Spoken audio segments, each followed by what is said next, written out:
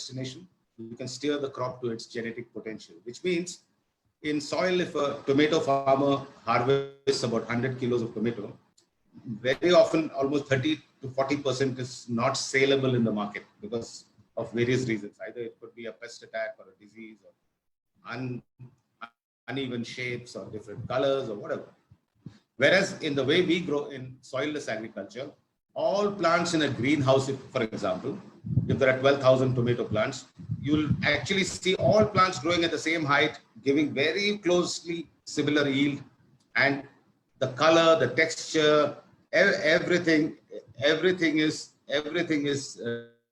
taken care of because we have the ability to do so. Having said that, to achieve or to take a plant to its genetic potential, what is most important is that you should have skill.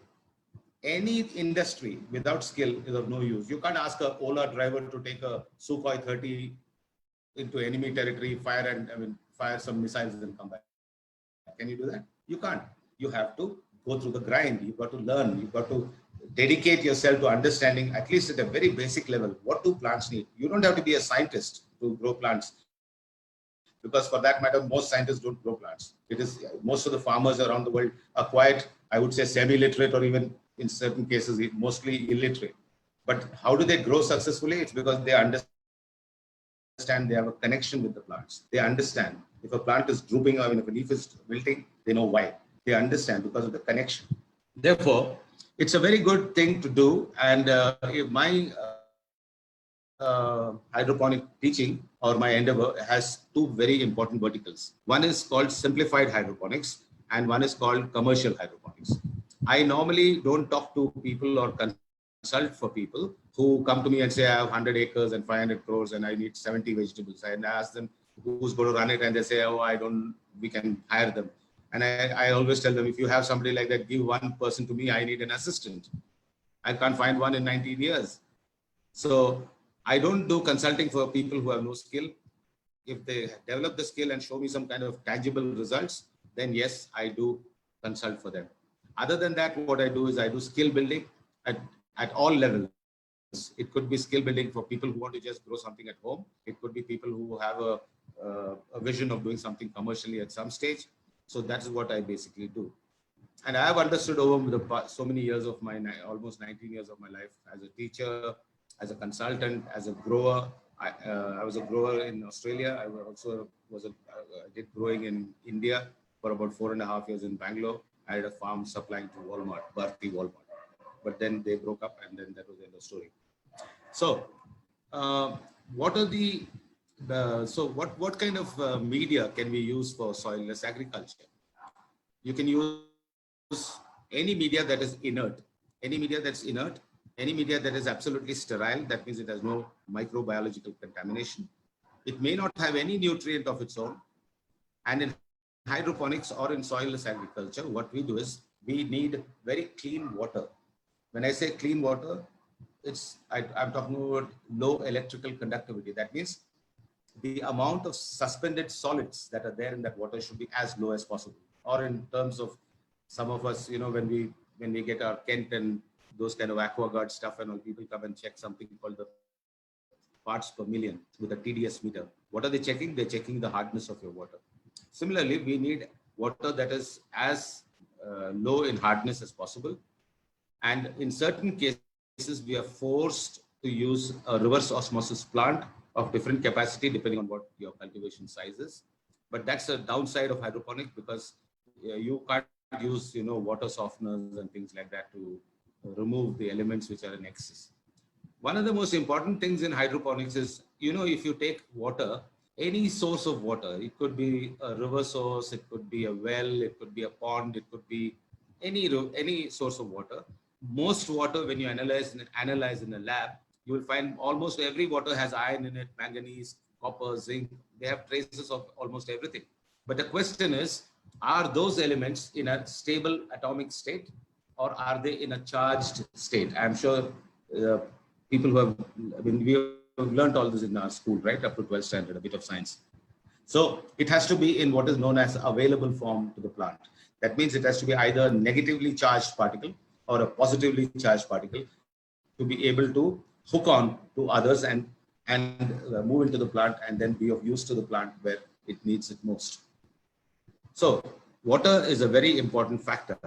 The other thing is when you grow plants using solid media. Now, what are the solid media? The solid media is basically like volcanic rock. It could be rice husk, it could be sawdust, it could be perlite, vermiculite, it could be cocoa peat, it could be peat moss, it could be anything. So again, there also the media should be sterile. It should have a very low electrical conductivity. Once again, electrical conductivity means the amount of suspended solids in the medium. Only then you can use those media in the right fashion. So the electrical conductivity of your water as well as the media has to be as low as possible. Okay. So now that is one thing that is unavoidable. Now, there are four non-compromisable factors. There are four non-compromisable factors in hydroponics or soilless cultivation. Number one is the water quality.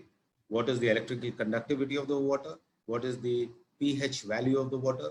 And also it has to be tested for any bad microbial contamination like Salmonella or E. coli or any of those bad guys, or like Aspergillus niger or any of those. The media should have similar characteristics. Then the third most important factor is the quality of your nutrients. A lot of people who are practicing hydroponics, looking at the YouTube and things, and they end up using a lot of fertilizer that are used in the soil. We do not use the same grade of fertilizer that we use in soil. We use something called technical grade fertilizer. Technical grade fertilizer is 99.98% purity, and it is 100% water soluble, and every element is in ionic form. And when I say ionic form, in an available form that a plant can eat that food. So electrical conductivity is the more nutrient you add into the water, that is the food for the plant. And the water is, of course, when it's thirsty. The other, the fourth factor that's very important for plants when you are growing plants is the quality of the seed. A lot of people, they do three things right and they do the fourth thing wrong. And you cannot compromise on any of these four factors: water, nutrient, seeds, and media quality. Now, if you look at a cocoa peat block in the market, looking at it, you can just never say what the quality of that peat is. You may ask them to give you low EC cocoa peat, and then they say, no, yes, sir, it is low. But when you go home, you find out it's not so. There has to be a certain composition. How much of fiber, how much of pith or the spongy tissue that is supposed to be there. So you have to be very careful when you select these four things. And on these four things, you cannot compromise, even if it's a little expensive, but you cannot compromise. There are a lot of people, after my telling them also, they fail in growing a particular plant. Then I ask them, where did you get the seed from? And they say, we bought it from a trader. A trader has absolutely no knowledge of what seed he is selling. He just buys about a ton of seeds in bulk and he puts it into small little packets. And then he says, he shows you a beautiful picture of a tomato on it. And as a layman, you say, wow, look at this tomato. And you start having dreams. Actually, sometimes I've seen, sometimes the seed traders even write the wrong name of the thing. You put tomatoes and you get cucumber out of it. So the thing is, you've got to be really careful when you buy seeds, and you have to buy them from reliable sources. Now, when I say reliable sources, what are reliable sources of seeds? One, if you know a person who is growing a particular kind of a tomato and he's doing really well with it, you can always ask him, and if he's willing to share the information, hey guy, what kind of a seed do you use, and can I also buy it from that person or buy it from that source? So that is one. The other is you go to a very good seed company with a reputation. Now, all seed companies don't manufacture or research and bring the seeds into the market.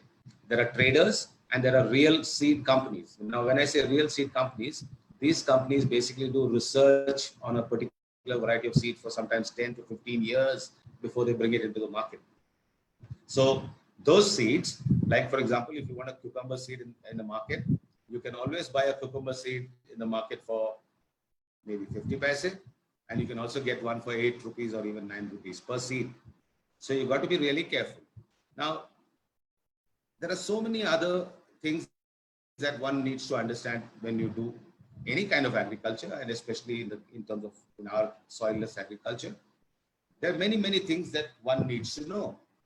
Like I'm just going to show you a little bit. It's a big chart. You can't possibly read everything. But what it says here in this chart, it tells you the names of the vegetables. It tells you the approximate days for germination of those vegetables, seeds. It tells you in a 50 feet row how much of approximate amount of seed that you need. It tells you approximate yield that you can expect. But these are all guides. Don't take them as sacrosanct. What is the method of seeding? Now, some plants, some seeds are directly seeded into the grow bag. Some seeds are transplanted. That means you grow them in a seedling tray and then you transfer them onto a bigger grow bag. There are some seeds which are broadcasted. That means you just make furrows and you just broadcast them with your palm this way. Just put them down like that.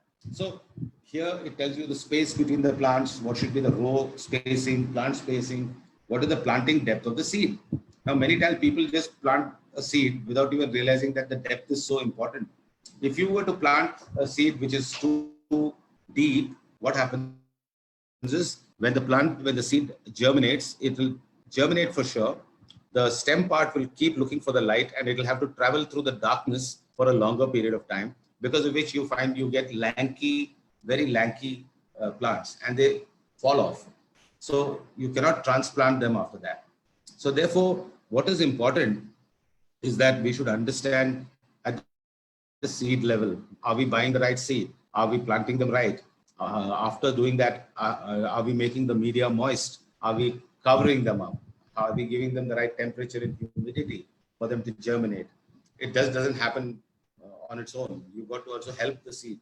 So there are so many things of importance which one needs to know even before planting something. Like there is something called crop planning, especially in commercial horticulture, where it doesn't matter whether it's hydroponic or whichever method of growing.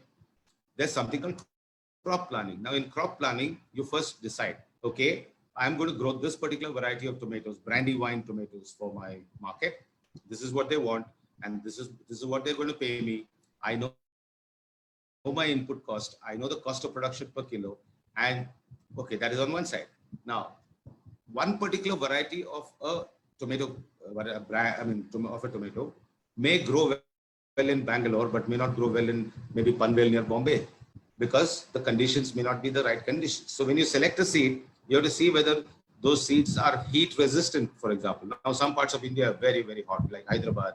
You go to Rajasthan, some places are so hot. And so when the plants grow, are they heat resistant? Because if they're not heat resistant, they get heat stress. And if they get heat stress, the plant is not going to go and give you enough fruits or reach their genetic potential. So therefore, what is important is we need to do crop planning. We got to understand what kind of pests attack this particular tomato variety. What kind of, now even in pests, there are so many pests. Understanding pests itself is a big subject. So it's called entomology. Now, there are certain pests that attack, common pests that attack almost every plant. Then there are host specific pests. That means they, even if they see a cucumber, they won't attack it, but they'll go looking for a tomato because they're host specific. Then you have to understand, if I'm going to be getting this kind of pest on my plant as I move forward, what are the integrated pest management system that I should adopt? When I say integrated pest management, okay, I'll just stop here and say something else. There's another, like I just said, there are a lot of people in the market saying hydroponic produce has no pest and disease. You don't have to use any chemical pesticides. No, that's a big lie. It's not the truth.